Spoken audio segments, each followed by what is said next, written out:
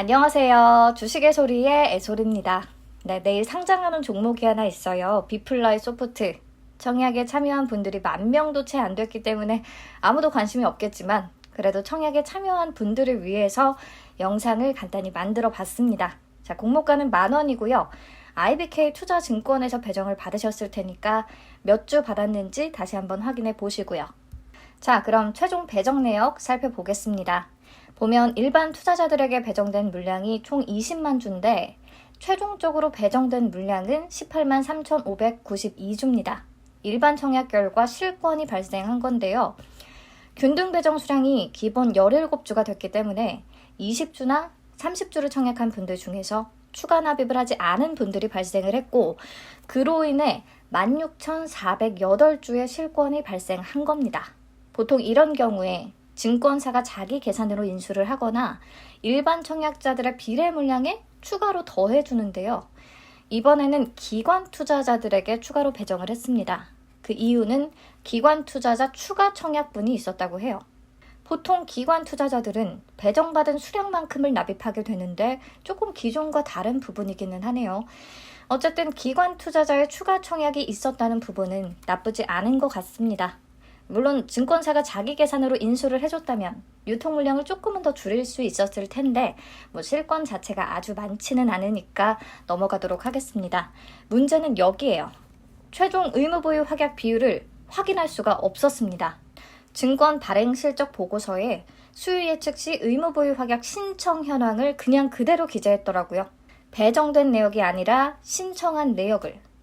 그래서 제가 금요일부터 이게 도대체 언제 정정이 되려나 기다리다가 작성 담당자분께 전화를 몇 차례 걸었는데 전화 연결이 절대 안 돼서 그냥 포기했습니다.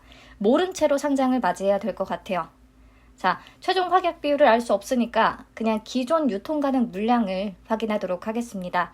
어차피 확약 신청 비율이 매우 낮았고 또 기존 주주의 비율이 워낙 높기 때문에 이런 경우에는 확약 비율을 적용하더라도 최종 유통 가능 물량에는 큰 변화가 없으니까요.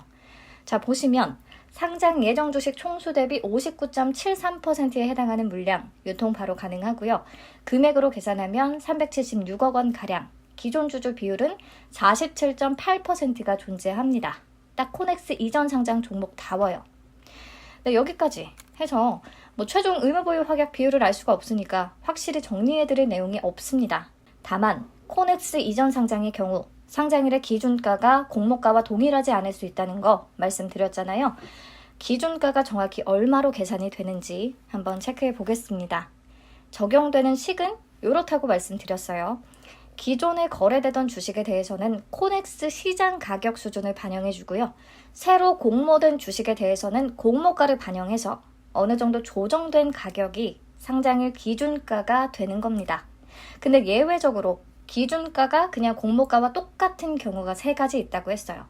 근데 비플라이 소프트는 1번과 2번에 해당하지 않기 때문에 3번을 체크해야 되는데 여기서 코넥스 시장 가격은 상장일 전일을 포함한 30거래일 종가 산술 평균과 6월 17일 상장 바로 전 영업일의 종가 중에 낮은 가격으로 결정된다고 설명을 드렸습니다.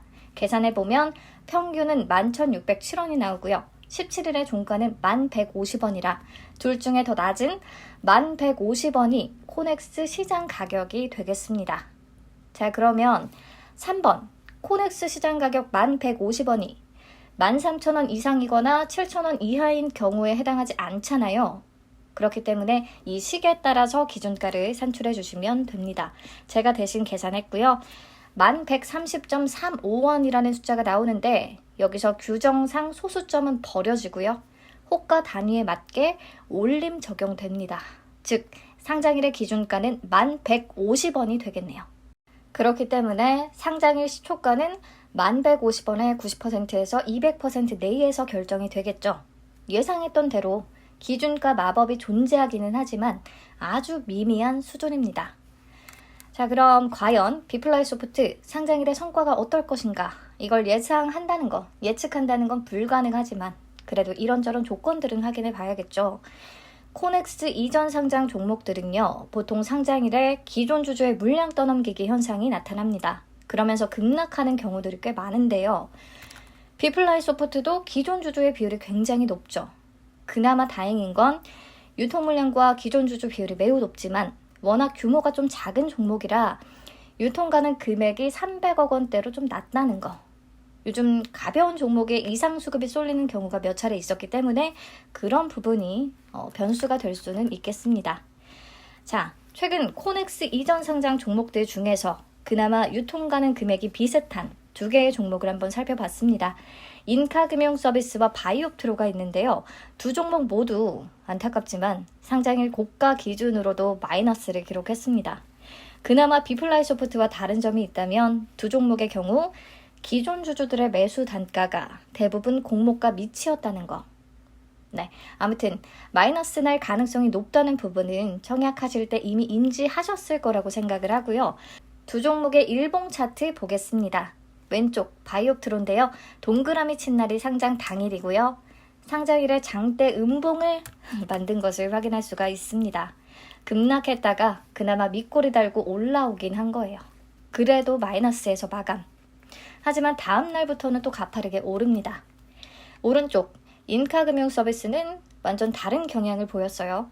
상장일에 저점을 계속 낮추면서 마감을 했고 그 이후로도 하락세가 계속됩니다. 주가가 회복되기까지 꽤 오랜 시간이 걸렸어요.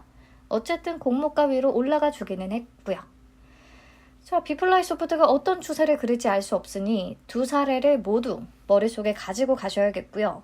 그나마 좀 다행인 포인트를 비플라이소프트에서 찾아보자면 일봉상으로 봤을 때 공모가인 10,000원대는 계속 지지를 받던 가격 수준이라는 거.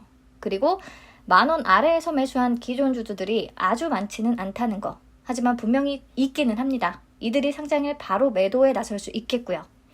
그리고 이번 청약에 기관 투자자 추가 청약이 있었다는 거, 또 유통 가능 규모가 크지 않다는 거 정도를 좀 꼽아볼 수 있겠습니다. 상장일에 어떤 흐름이 나올지 정말 예측 불가능하네요. 그래서 저의 전략은 그냥 참고해서 구경만 해주세요. 상장 당일에는 손실 구간에 계속 머무를 수 있다는 가능성을 염두에 두고요. 가격이 혹시 떨어진다면 저는 1차 지지선을 8,700원 정도, 2차 지지선을 7,000원 정도로 잡고 있어요. 그래서 8,700원 아래에서는 추가 매수를 한 뒤에 한번 좀 두고 볼까 싶습니다. 뭐 이런 종목을 추가 매수까지 진행해 라고 하실 텐데요. 저는 균등 수량만 받았기 때문에 배정 금액이 17만 원밖에 안 되거든요. 이 종목 목표 수익률을 잡는 건 불가능한 종목이니까요. 그냥 수익 구간을 주면 적당히 매도할 생각입니다. 다행히 청약 수수료가 없었으니까요. 이 종목을 청약한 분들은 어느 정도 용기가 필요했을 텐데요. 참여한 분들에게는 좋은 결과가 있었으면 좋겠습니다. 네, 주말 잘 마무리하세요.